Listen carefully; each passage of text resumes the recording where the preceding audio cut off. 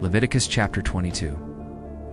The Lord said to Moses, "Tell Aaron and his sons to treat with respect the sacred offerings the Israelites consecrate to me, so they will not profane my holy name.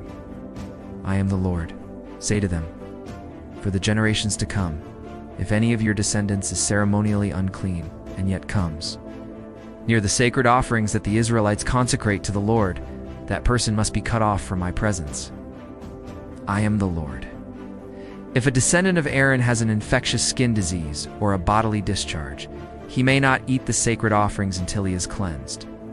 He will also be unclean if he touches something defiled by a corpse or by anyone who has an emission of semen, or if he touches any crawling thing that makes him unclean, or any person who makes him unclean, whatever the uncleanness may be. The one who touches any such thing will be unclean till evening. He must not eat any of the sacred offerings unless he has bathed himself with water. When the sun goes down, he will be clean, and after that he may eat the sacred offerings, for they are his food. He must not eat anything found dead or torn by wild animals, and so become unclean through it. I am the Lord. The priests are to keep my requirements so that they do not become guilty and die for treating them with contempt. I am the Lord, who makes them holy. No one outside a priest's family may eat the sacred offering, nor may the guest of a priest or his hired worker eat it. But if a priest buys a slave with money, or if a slave is born in his household, that slave may eat his food.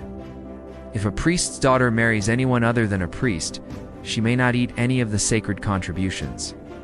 But if a priest's daughter becomes a widow or is divorced yet has no children, and she returns to live in her father's house, as in her youth, she may eat of her father's food. No unauthorized person, however, may eat any of it. If anyone eats a sacred offering by mistake, he must make restitution to the priest for the offering and add a fifth of the value to it. The priests must not desecrate the sacred offerings the Israelites present to the Lord by allowing them to eat the sacred offerings and so bring upon them guilt requiring payment. I am the Lord who makes them holy. The Lord said to Moses, "Speak to Aaron and his sons and to all the Israelites, and say to them, if any of you, either an Israelite or an alien living in Israel, presents a gift for a burnt offering to the Lord, either to fulfill a vow or as a free will offering, you must present a male without defect from the cattle, sheep, or goats, in order that it may be accepted on your behalf. Do not bring anything with a defect, because it will not be accepted on your behalf. When anyone brings from the herd or flock a fellowship offering to the Lord to fulfill a special vow or as a free will offering, it must be without defect or blemish to be acceptable. Do not offer to the Lord the blind, the injured, or the maimed, or anything with warts or festering or running sores. Do not place any of these on the altar as an offering made to the Lord by fire. You may, however, present as a free will offering an ox or a sheep that is deformed or stunted, but it will not be accepted in fulfillment of a vow. You must not offer to the Lord an animal whose testicles are bruised, crushed, torn, or cut. You must not do this in your own land. And you must not accept such animals from the hand of a foreigner and offer them as the food of your God. They will not be accepted on your behalf, because they are deformed and have defects. The Lord said to Moses, when a calf, a lamb, or a goat is born, it is to remain with its mother for 7 days.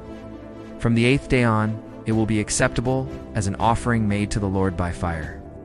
Do not slaughter a cow or a sheep and its young on the same day. When you sacrifice a thank offering to the Lord, sacrifice it in such a way that it will be accepted on your behalf. It must be eaten that same day. Leave none of it till morning. I am the Lord. Keep my commands and follow them. I am the Lord. Do not profane my holy name. Thou must be acknowledged as holy by the Israelites. I am the Lord who makes you holy and who brought you out of Egypt to be your God. I am the Lord.